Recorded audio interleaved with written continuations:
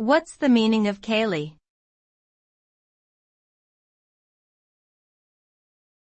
Ceilidh.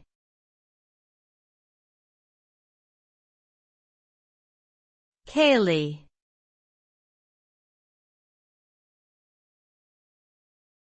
ceilidh.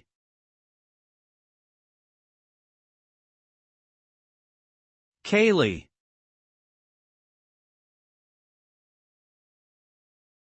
Ceilidh is a traditional Scottish social event involving music, dancing, and storytelling.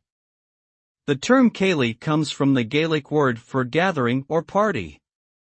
Ceilidhs typically involve live music played on fiddles, bagpipes, and other instruments, with attendees joining in communal dancing such as the Scottish country dance. These events often encourage social interaction and are seen as opportunities for people to come together and celebrate their shared culture.